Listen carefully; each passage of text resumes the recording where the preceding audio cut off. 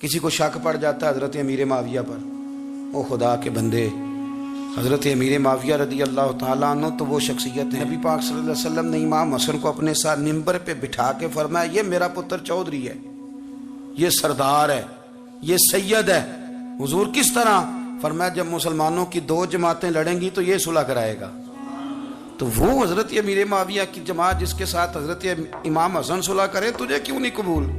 بلا وجہ الجھتے ہو، بلا کہتے جی وہ یزید کے ابا جی تھے۔ تو نوح علیہ السلام کا بیٹا بھی تو کافر تھا نا، تو کافر کا باپ ہونے کا معنی یہ ہے کہ آپ الزام لگا دیں گے؟ عجیب آپ بات کرتے ہیں۔ قیامت میں کوئی کسی کا بوجھ، قرآن نے فیصلہ کر دیا، کوئی کسی کا بوجھ، یزید اپنے معاملات کی جواب دے گا، اس کے گھر والے اس کی باتوں کا جواب۔ اور جو یہ کہتے ہیں نا کہ ان کے والد معاذ اللہ ٹھیک نہیں تھے، وہ یہ بھی لکھتے ہیں کہ یزید کا پتر بڑا ٹھیک تھا۔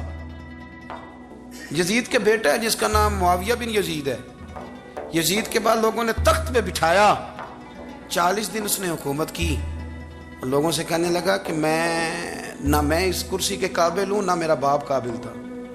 یزید کا پتر فرمایا نہ میں اس قابل ہوں، نہ میرا ابا قابل تھا، میں اس کرسی پہ کیسے بیٹھوں جس کے پایوں میں محبوب کی اولاد کا خون ہو؟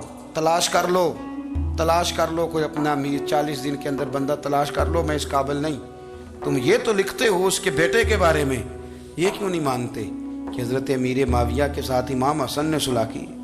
آپ بات کو سمجھیں۔ اور کچھ اتنے بیوقوف ہیں، اتنے نادان ہیں، ان کو کوئی اور بات نہیں ملتی تو کہتے ہیں امام حسین کو آنا نہیں چاہیے تھا، حکومت بن گئی تھی، یزید بیٹھ گیا تھا، معاذ اللہ۔ پتہ ہے حضرت عبداللہ بن زبیر کیا فرماتے تھے؟ فرماتے تھے ہم تو یزید کے خلاف اس وقت نکلے کہ ہمیں یقین ہو، یہ اس بندے کی بات بتا رہا ہوں جسے گٹی میرے نبی پاک نے لواب دہن سے عطا فرمائی، لواب دہن سے گٹی دی رسول کریم۔ حضرت ابوبکر صدیق کے سے حضرت زبیر بن عوام جو حضور کی پھپھی کے بیٹے ہیں، ان کے بیٹے حضرت عبداللہ بن زبیر کہتے ہیں ہم تو یزید کے خلاف اس وقت نکلے کہ ہمیں ڈر تھا اگر اب بھی نہ نکلے تو آسمان سے پتھر برسیں گے، کہیں ہمیں سزا نہ ملے۔ اتنا بڑا مجرم اور تم کہتے ہو امام حسین کو نکلنا نہیں چاہیے تھا۔ تو خرابی ہوتی ہے میرے عزیز، خرابی ہوتی۔ آپ کو پتہ ہے میں ان مسائل پر کم بات کرتا ہوں لیکن ضروری بڑا سمجھتا ہوں، میں سمجھتا ہوں یہ ضروری چیزیں۔ مہربانی فرمائیں کسی جگہ بھی کسی ایک کے بارے میں بھی اپنے عقیدے میں کبھی کوئی کمزوری پیدا، کبھی نہ کوئی کمزوری پیدا، اتنی سی بھی بات کسی کی سننا، کسی کی کرنا، ڈسکس، ہمارا منصب ہی نہیں۔ اور کچھ اور بیوقوف ہیں۔ میں یونیورسٹی میں تھا چند دن پہلے، تو لیکچر کے بعد ایک دوست مجھے کہنے لگے کہ مولوی ایک دوسرے کے پیچھے نماز نہیں پڑھتے۔ میں نے اس کو کچھ پیار کی دلیلیں بھی دی، محبت کی، اس کو کہتے ہیں الزامی جواب ہمارے اصول تفسیر میں۔ میں نے اسے کہا کہ ایک ڈاکٹر سے دوائی لے لیں، دوسرے کے پاس جائیں تو کہتے ہیں اسے تو پتہ ہی کوئی نہیں، تم غلط آدمی کے پاس چلے گئے۔ تو اس سے آپ کو ٹینشن نہیں ہوتی؟ یہ روز سیاستدان دھما چوکڑی مچا رہے ہوتے ہیں کہ فلانا چور ہے، فلانا چور ہے، تو اس سے نہیں ٹینشن، مولویوں کی ٹینشن ہے تمہیں۔ کہنے لگا جی نہیں، کیوں نہیں نماز پڑھتے؟ میں نے اسے کہا یار، اور وہ مجھے کہنے لگا جی آپ بڑی مثبت بات کرتے ہیں تو اس لیے میں نے آپ سے سوال کیا۔ میں نے کہا یار بڑی سادی سی بات ہے، اگر تیری سمجھ میں آ گئی تو ٹھیک ہے، نہ بھی آئی تو منوانا تو میرے ذمہ ہے بھی نہیں، بتانا میرے ذمہ ہے۔ تو یہ بتا، میں نے کہا تیرے ابا جی کو، تیری اماں کو بندہ کافر کہہ گزرے، کوئی مولوی بہت بڑا شیخ الحدیث ہو، اصول تفسیر پہ، فقہ پہ، حدیث پہ دسترس رکھتا ہو، اور مستحضر علم ہو اس بندے کا، تیرے ابے اور اماں کو کافر کہے تو نماز پڑھتا ہے؟ کہنے لگا نہیں۔ تو میں نے کہا جو میرے نبی پاک کے ماں باپ کو مشرک مانے،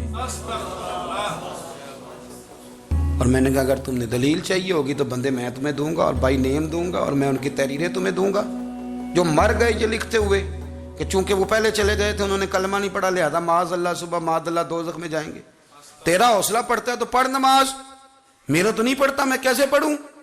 اور اس قدر کمزور نظریے ایک آدمی کہ اپنے قلم سے لکھتا ہے، اپنے قلم سے اپنی کتاب میں لکھتا ہے کہ جس مچھلی کے پیٹ میں حضرت یونس نے کچھ دن گزارے وہ مچھلی جنت میں جائے گی۔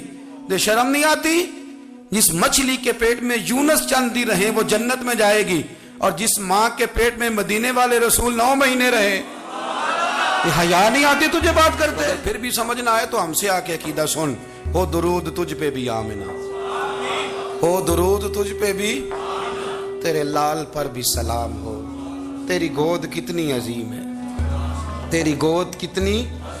یار آپ مجھے دلیل دینا. میں آپ ہماری ساڑی تے باٹی کو نہیں تے سانجی کدے نال ہونی ہے. ہمارا کسی سے ذاتی رٹا ہی کوئی نہیں. آپ بات کو سمجھیں. لیکن تجھے کوئی اور چیز لکھنے کو ملی کوئی نہیں. تو نے قلم اٹھایا اور تو تکلیف دیتا ہے نبی پاک کو. تو وصیت والدین کو معاذ اللہ یہ لفظ کہہ کے گزر جاتا ہے. اور ان کے نام دیکھو. آمنہ نام کیا ہے؟ آمنہ. آمنہ نام کافروں جیسا ہے. اور والد کا نام کیا ہے؟ سبحان اللہ. عبداللہ کا معنی ایک کافروں جیسا نام ہے. مت ماری ہے. اور کتابیں لکھی جا رہی ہیں اور سیرت لکھی جا رہی ہے اور دلیلیں دی جا رہی ہیں. لوگوں کو خیال ہی نہیں آتا. عجیب فلسفہ ہے. 4 اقوال ہمارے بزرگوں نے لکھے ہیں نبی پاک کے والدین کے بارے.